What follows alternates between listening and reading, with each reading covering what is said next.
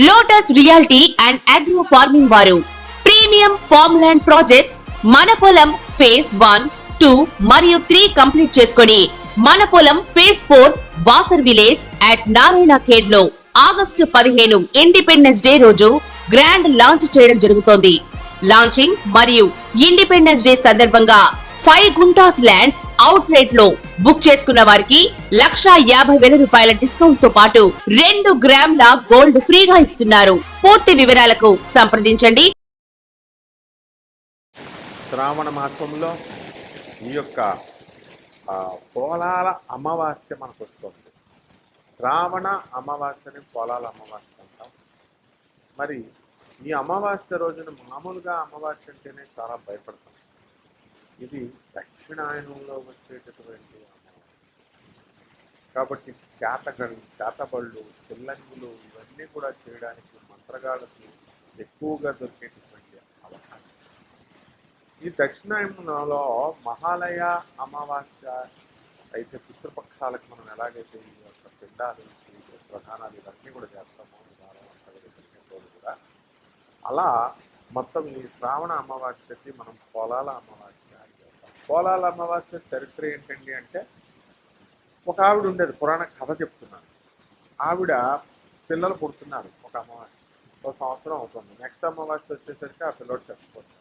ఇలా 5-6 సంతానాలు జరిగేసరికి అందరూ చచ్చిపోతుంటే అర్థం కాక ఆమె ఏం చేస్తుందో ఆ శవాలన్నీ తీసుకెళ్ళి పోచమ్మ తల్లి గుడి, వాళ్ళ ఊర్లో ఉన్న పోచమ్మ తల్లి గుడిలో కింద పాతేస్తుంటే ఇలాగ కొన్ని రోజులు జరిగేసరికి ఆ పోచమ్మ తల్లిని ప్రార్థిస్తూ ఉంటే పోచమ్మ తల్లి ఏం చెప్పింది, నువ్వు ఒక వ్రతం చేశావు, ఆ పోలాల అమావాస్య వ్రతం. ఆ వ్రతంలో చిన్నపిల్లలు అల్లరి చేస్తున్నారని మధ్యలో నువ్వు ప్రసాదం ఇచ్చావు, మడి ఆచారం నువ్వు పాటించలేదు, కాబట్టి నీకేం చేస్తాను నేను, ఈ పిల్లలందరూ కూడా చనిపోవడానికి కారణం అది అని ఎవరైతే వేణుస్వామి చెప్పారని చెప్పేసి ఈ యొక్క పూజలు, యోని పూజలు, తాంత్రిక పూజలు అని చెప్పి మీరంతా కూడా ఈ పూజలు చేశారు. వామాచార, కౌలాచార పూజలు.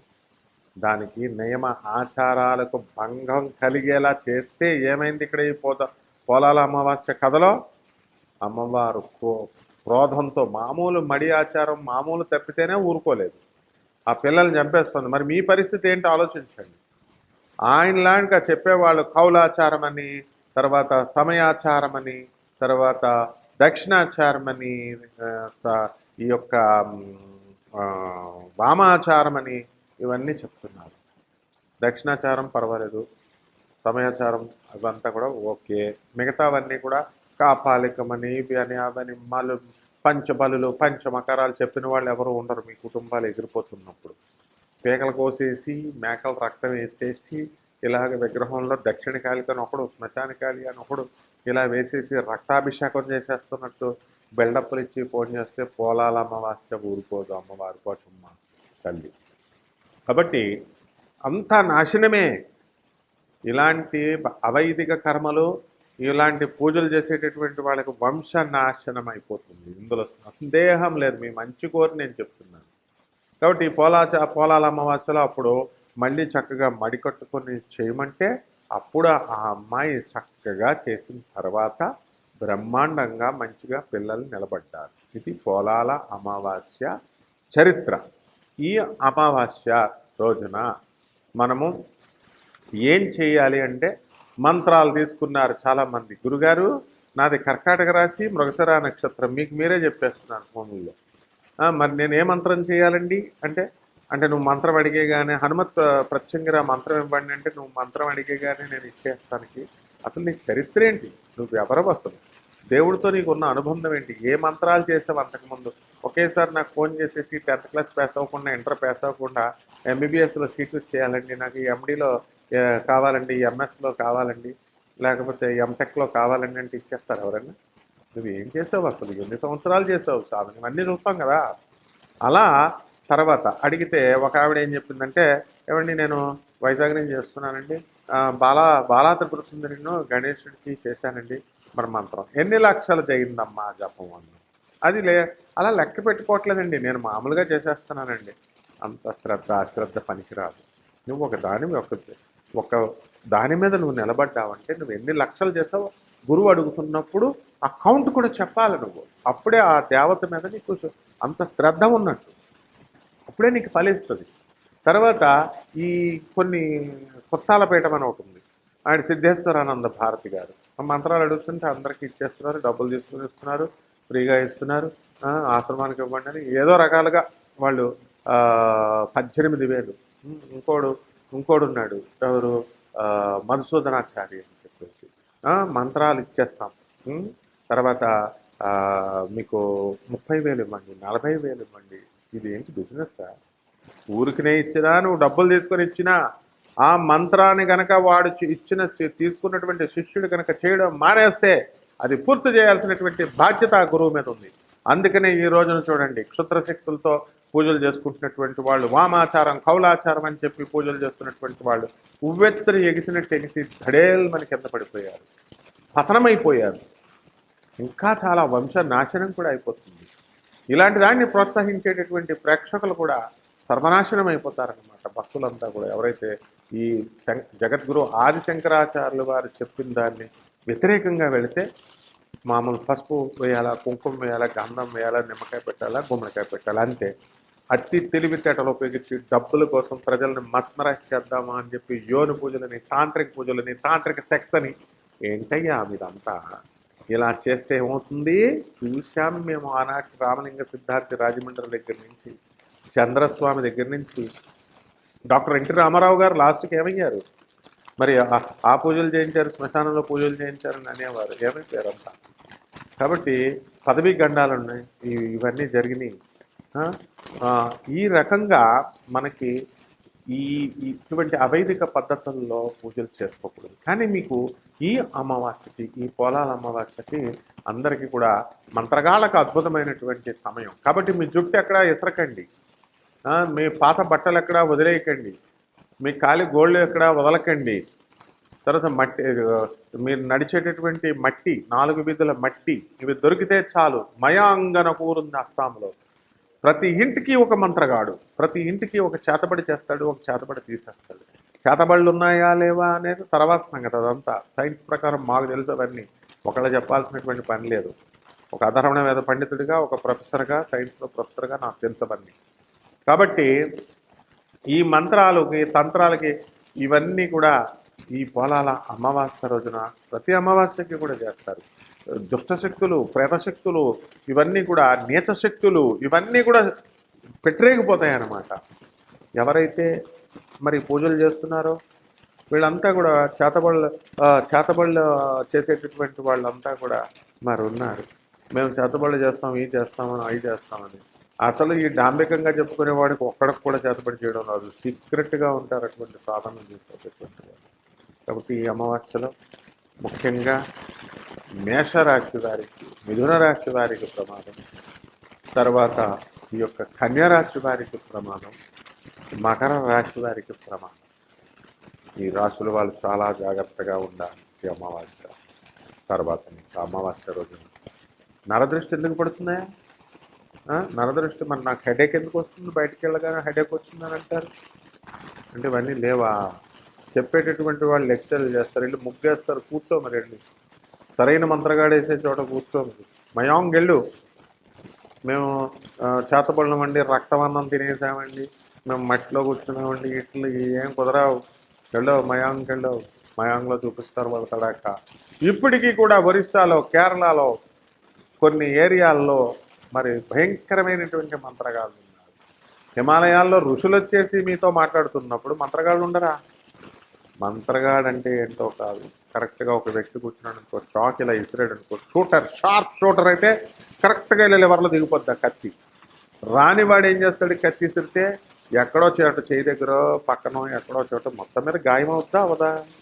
చేతబళ్ళు వచ్చినోడైనా రానుడైనా ఆడి ప్రయత్నాలు ఆడి చేస్తే ఖచ్చితంగా ఎక్కడో చోట దెబ్బ తినడం ఖాయం. కాబట్టి ఈ రాశి వారు చాలా జాగ్రత్తగా ఉండండి.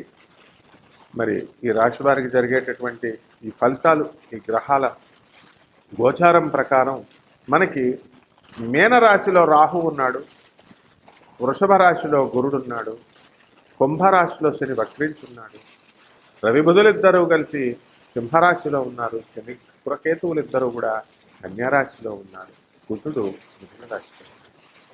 మరి ఆ రాశి ఫలితాలు ఒక్కొక్క రాశిని మనం చెప్పుకుందాం. వృషభ రాశి. ఈ వృషభ రాశి వారికి ఈ నెలలో మిమ్మల్ని ఒక స్త్రీ పరిచయం అవుతుంది. మీ జీవితం మారిపోతుందంటే మీరు ఎక్కడికో వెళ్ళిపోతారనుకుంటే, నా శిష్యుడు ఒకడు, గురువుగారు నాకు పరిచయం అయ్యారండి, పెళ్ళి అవనేరా నీకు మారిపోతుంది జాతకం అని అన్నాడు. ఏదో ఊహించుకున్నాడు. పెళ్ళం 498A కేసు పెట్టింది, వాడిని వాళ్ళ అమ్మని వాళ్ళ నాన్నని బొక్కలో తోసేసింది. ఇదా అండి గురువుగారు? అరే మారుతుందని చెప్పాను కానీ నీకు ఇలా ఏదో రకంగా మారుతుంది, పాజిటివా నెగిటివా. ఇదే పరిస్థితి ఇప్పుడు వృషభ రాశికి వచ్చింది. ఆలోచించుకోండి ఎలా మారుతారో ఆ స్త్రీ పరిచయం ఉండడం వల్ల. పరిచయం అయితే తథ్యం. రోజు ఫోన్లు చేస్తుంది.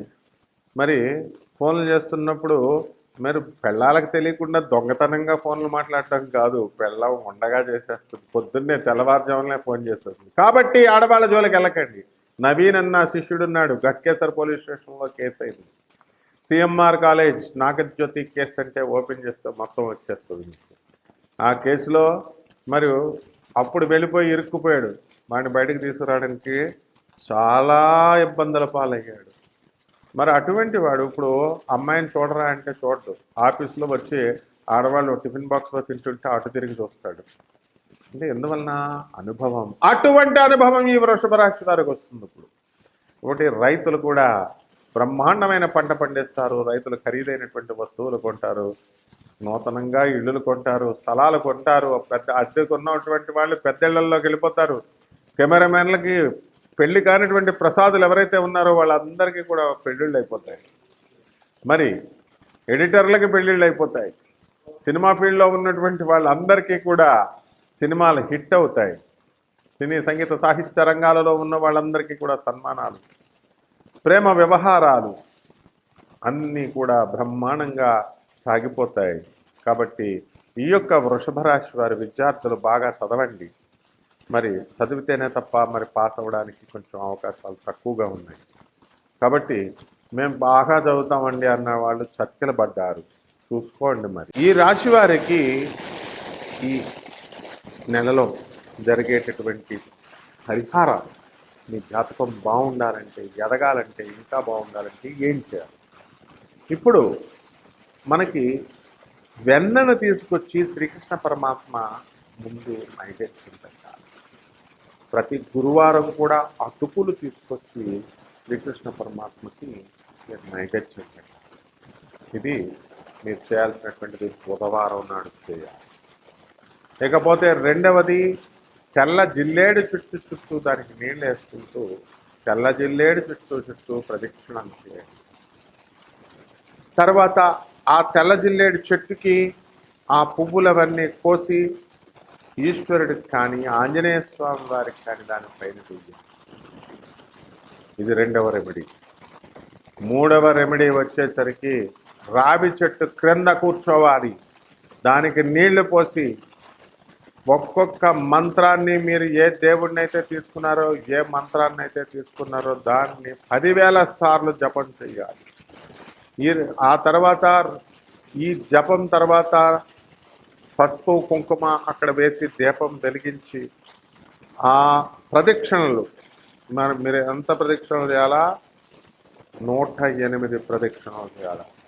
108 ప్రదక్షిణలు చేసి పంచదార కానీ బెల్లం ముక్క కానీ ఏదో ఒకటి నివేదన చేసి, ఇది మూడో రెమెడీ.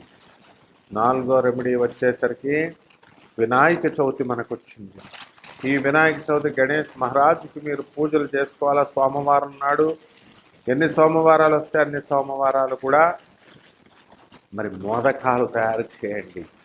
అంటే ఈ యొక్క ఉండ్రాళ్ళు తయారు చేశా 21 ఉండలు, ఈ యొక్క ఉండ్రాళ్ళు అక్కడ స్వామివారికి నైవేద్యం పెట్టాలి.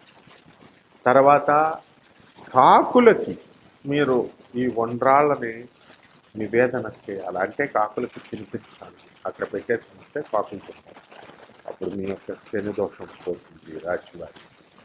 అలాగే ఈ నవగ్రహాల చుట్టూ తిరగాలి. నవగ్రహాల చుట్టూ తిరుగుతూ మరి మీరేం చేయాలా? ఓం శనేశ్వరాయ నమః అనేటటువంటి మహామంత్రంతో జగద్గురువు శనీశ్వరుడు అనేటటువంటి భావనతో మీరు ఆ శనీశ్వరుడి మీద శనివారం నాడు అభిషేకం చేయాలి. ఏ పంతులు అవసరం లేదు, మీరే చెయ్యండి. అలాగే ఈ యాంత్రికంగా లేదా ఏదో సరదాగా గుడికి వెళ్ళినట్టు వెళితే నవగ్రహాలు పట్టేసుకుంటాయి మిమ్మల్ని. ఎక్స్కర్షన్ కాదు ఇది, హనీమూన్ కాదు ఇది. నవగ్రహాలతో శని అభిషేకం చేసిన తర్వాత కాళ్ళు కడుక్కోమని చెప్తున్నారు పంతుళ్ళు. వాళ్ళని పట్టుకోదు, మిమ్మల్ని పట్టుకుంటుంది శనీశ్వరుడు. శనీశ్వరుడు ఒక్కసారి పట్టుకుంటే చాలు, పెళ్ళ వదిలేస్తుంది. కలత్ర పుత్ర శత్రుత్వ కారణాయ నమః అన్నాడు. పెళ్ళం రివర్స్ అయిపోద్ది, పిల్లలు రివర్స్ అయిపోతారు. మరి ఇది శని యొక్క ప్రభావం. శనీశ్వరుని చూసి మీరెవరు భయపడటానికి? సకల దేవతలు పారిపోతారు భయపడి శనీశ్వరుడు వస్తుంటే. విష్ణుమూర్తి చెట్టు చాటును దాక్కున్నాడు, శివుడు త్వరలో దాక్కున్నాడు, బ్రహ్మదేవుడు ఎక్కడో చెరువు పక్కన దాక్కున్నాడు. ఇంద్రాది ఇటువంటి చిన్న చిన్న దేవతలంతా కూడా పారిపోతారు, అష్టదిక్పాలకులు, మిగతా గ్రహాలన్నీ. అది జగద్గురువైనటువంటి శనీశ్వరుడి మహిమ. ఎవరినైతే శనీశ్వరుడు అనుగ్రహిస్తాడో వాళ్ళు అపార కుబేరులు అవుతారు. Food fats fertiliser Sushil Goenka managing director ఉదాహరణ. గూగుల్ చేసుకోండి, చూసుకోండి. నా ఫ్రెండ్ అతను, ముఖేష్ అంబానీ కజిన్ అతను. కౌడు ఫ్యాక్టరీ రన్ చేసి ఆ స్థాయి నుంచి ఏ స్థాయికి వెళ్ళిపోయాడు. ఇలా ప్రమాణాలు చెప్పమనండి ఎవరైతే చెప్తారో శనీశ్వరుడి గురించి. నీళ్ళు కడుక్కోవాలా, బట్టలు వదిలేయాలా, స్నానం చేసేసి ఆ బట్టలు అక్కడ వదిలేయాలా? శనీశ్వరుడు అంటరానోడు అనుకుంటున్నారా మీరు? ఎవరు వాళ్ళు చెప్పింది? శనీశ్వరుడు నవగ్రహాలు గరికపాటి నరసింహారావు గారు చెప్తారు. శ్రీ వెంకటేశ్వర స్వామి సుప్రభాతంలో చెప్పారు.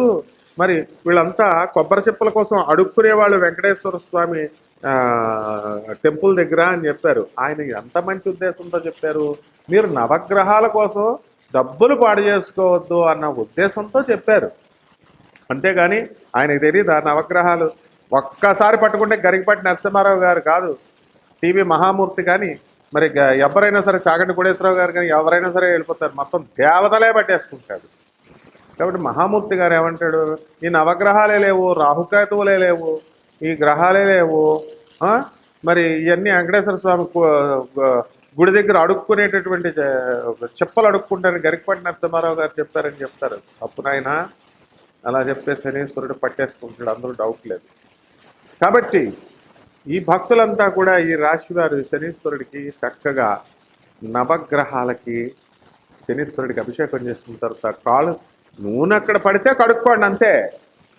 అలాగే స్నానం చేయాలనుకుంటే చేయండి అంతేగాని శని దోషం పోతుంది, నెగిటివ్ వైబ్రేషన్ పోతుంది. శనీశ్వరుడు నెగిటివ్ వైబ్రేషన్ ఇస్తాడా మీకు? మీరు నెగిటివ్ వైబ్రేషన్ ఉంటే శనీశ్వరుడికి అభిషేకం చేసిన వెంటనే అక్కడ పోయిందంతే. మళ్ళీ మీరు స్నానం చేసి సపరేట్గా మళ్ళీ మీరు బట్టలు అక్కడ వదిలేసి మీ ముష్టి బట్టలు ఎవరికి కావాలా? ఇలా మీరు చేయండి. ఇలా చేసినప్పుడు మీకు జాతకం బ్రహ్మాండంగా పరిగెడుతుంది. శుభమస్తు.